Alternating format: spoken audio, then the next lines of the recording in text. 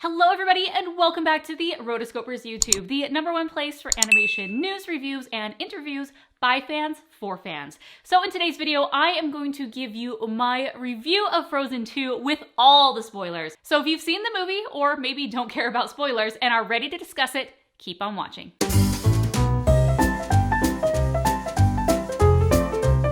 Before I begin, I have to give a big spoiler warning. So if you have not seen the film and you do not want to be spoiled, you should actually go check out my spoiler-free review, which is right here. All right, so Frozen 2. I absolutely loved Frozen 2. I walked out of the theater and I was just on cloud 9. Everything about this film was fantastic. I loved the characters. I loved the songs.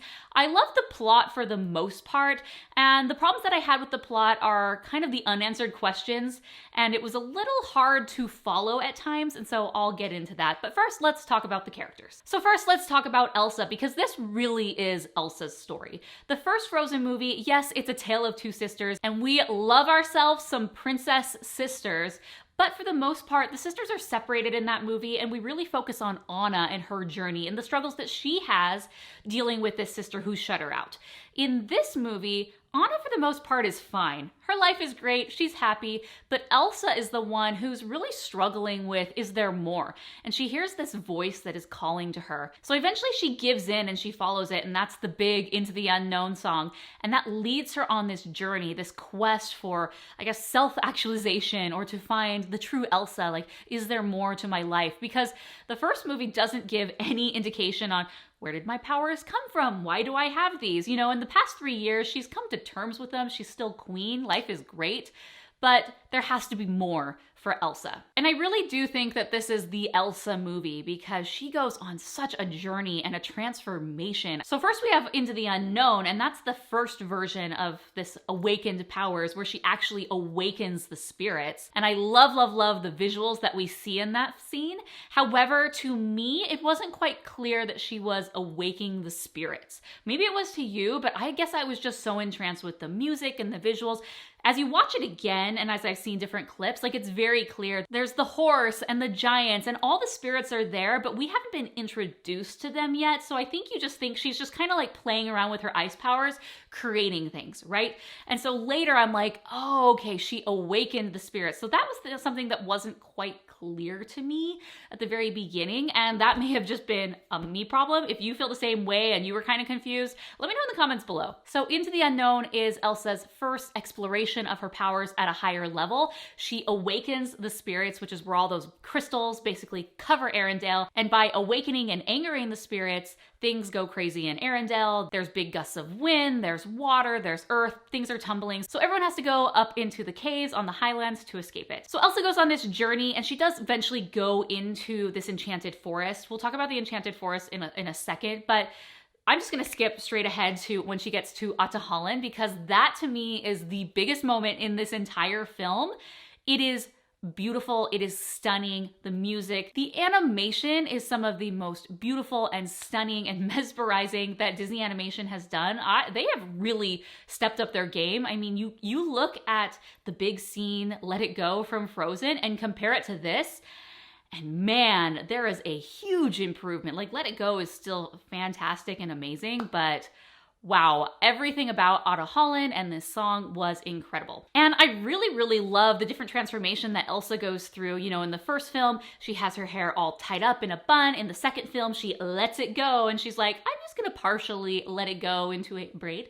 And then Elsa's final evolution, Pokemon reference, is where she lets her hair down. And it's really, to me, a representation that she is no longer held back by anything in the world. She has found out who she is. She has found her purpose. I really liked that metaphor, that analogy, just through the visualization of the hair. And I love the dress that she transforms into this movie. It's white and it has sort of this rainbow cape. So good, so good. But again, in Ahtohallan, like, you realize it's a big moment for Elsa and she's kind of realizing what's happening. It wasn't quite clear in that scene that she had essentially become like a goddess or the fifth spirit. She's the physical embodiment of a spirit, and she is the bridge between the spiritual world, you know, and the four spirits, and then the physical world. So she is in the middle of that. I feel like when I saw it, I just sort of thought, oh, Elsa's transformed into her powers and she's found out who she truly is, and like, it's good. So that wasn't 100% clear to me. So let's move on to Onna. Like I said, Onna in this movie, she's really content with what's happening. She has a good relationship with Kristoff and she's happy. And of course, Elsa's going away and she's not gonna let her sister abandon her again. So she and the rest of the gang come along. But Elsa being Elsa, she does abandon Onna yet again. The two of them together realize what really did happen in this clash long ago. If you recall, when their father was very, very young, he went with their grandfather, and there was sort of a meeting of these Arendellians and the Northuldra, which are the native people, and they came together. The grandpa built this big dam, and it was supposed to be something amazing for both people, right? So they went in the enchanted forest where all the spirits were, and then something happened where there was a big clash. Well, it turns out it was the grandfather, and he actually turned on them, and as a result, everyone was trapped inside. He ends up falling off a cliff and dying, so we don't end up getting a lot of redemption for him. It is what it is, and that's what happened. And I think that's okay. I guess he's what you could consider the film's villain, but not really, because it was so long ago, it was so in the past. And Onna, you know, when she does realize what had happened and that the dam really is creating problems between the spiritual world and the people, she realized that this is not right, this is not okay.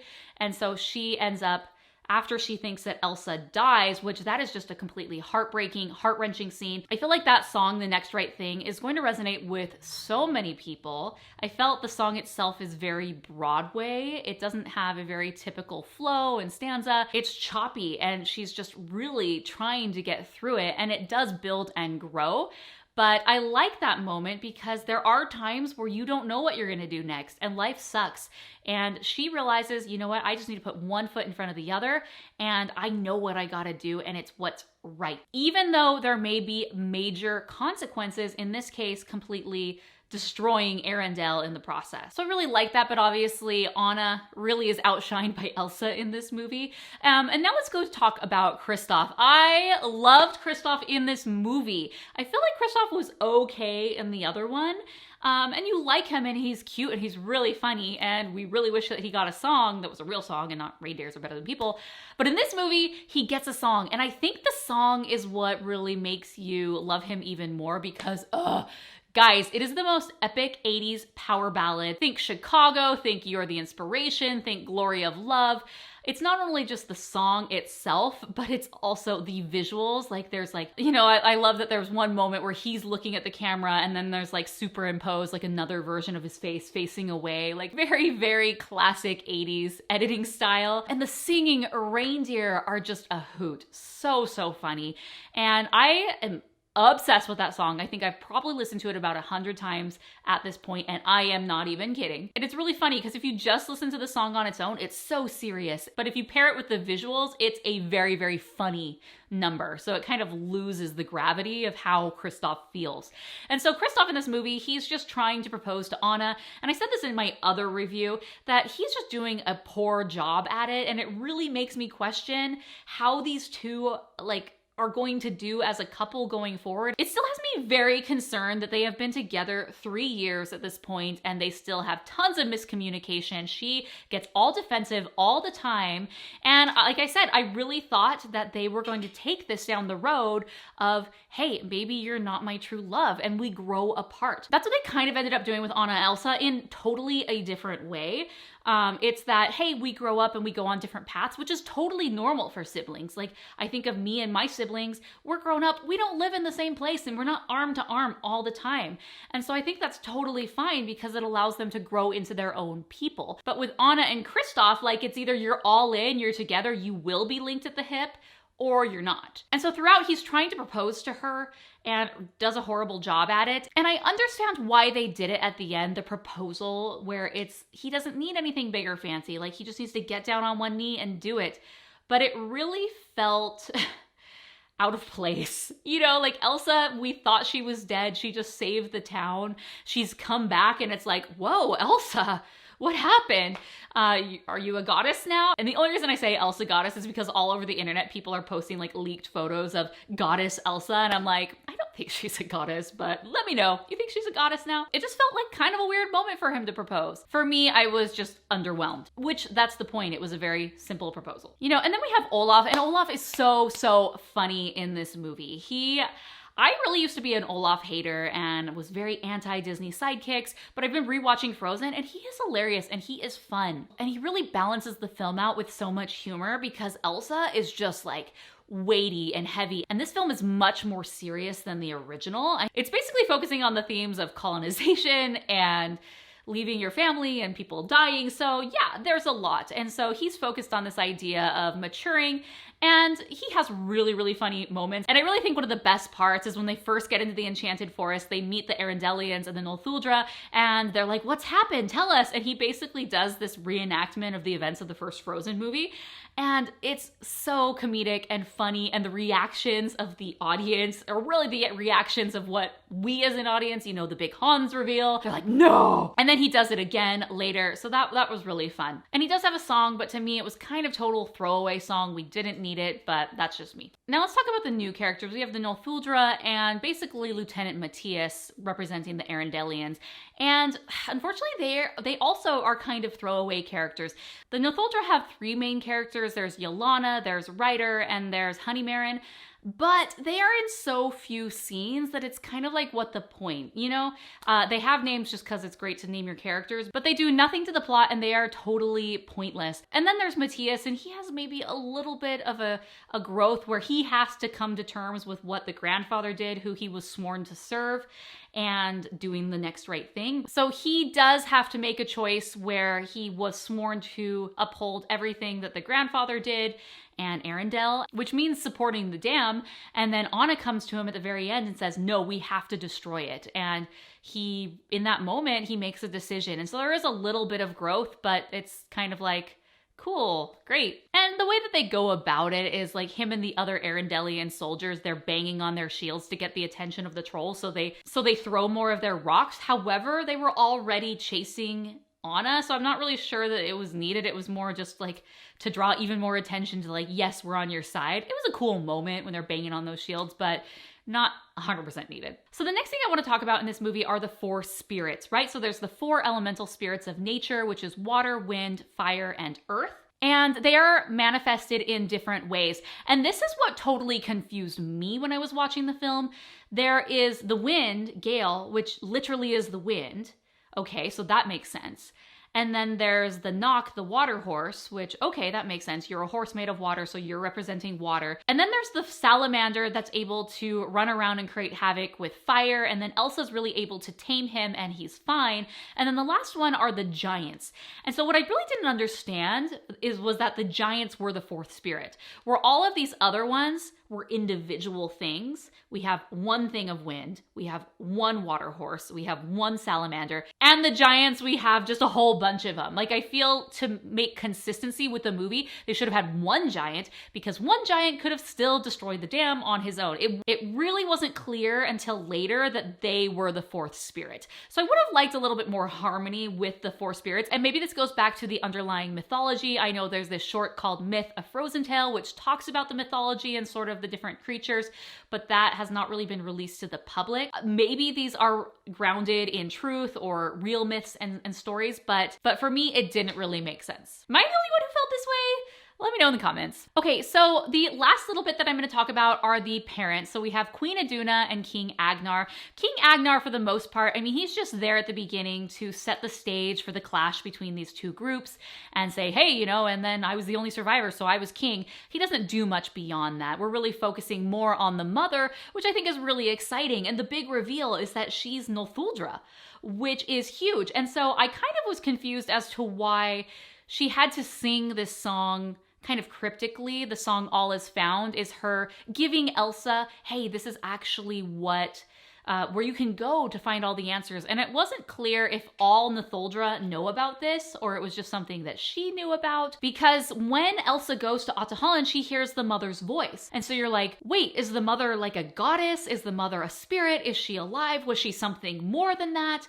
And so I was very, very confused as what was the mom? It's clear that she's dead because when they go and they find the boat and they freeze the water to find what happened to her, that, you know, they died.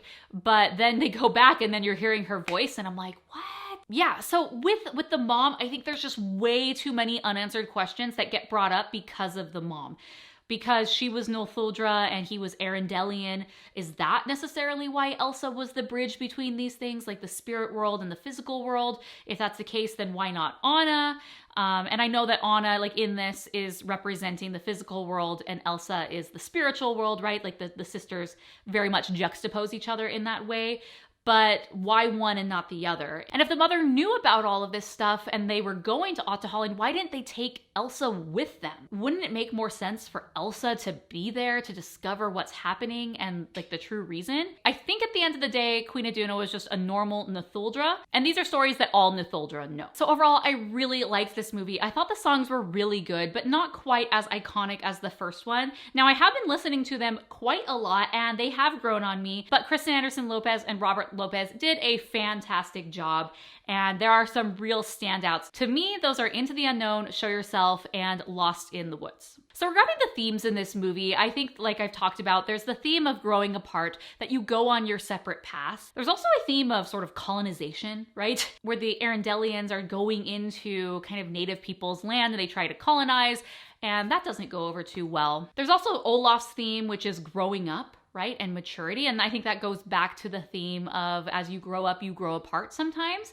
and that's okay. You can be on different paths and still support each other and be sisters and be family. And so just real quick, a few of my other favorite standout highlight moments was the knock. Anytime that horse was on camera, I was absolutely mesmerized. It has this waterfall mane. We had an interview with one of the animators and he was talking about that it was actually one of the most complex parts of the film because it's a horse made of water that's inside water. So that's pretty cool.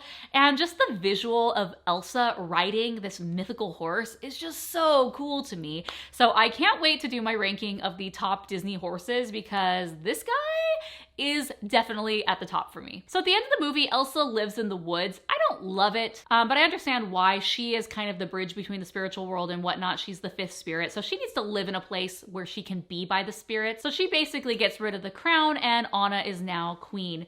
And Onna, she looks like a very old matronly queen. I did not love Anna's look. I was like, whew, what is this, like 20 years from now? She has her hair in like the Elsa bun. I was like, ugh. No, you can be a cool queen. You can be hip. So at the end of the day, I absolutely love this movie. There are still tons of unanswered questions, and I feel like even though I've had a week and a half to think about it, I'm still confused about certain things that happened here.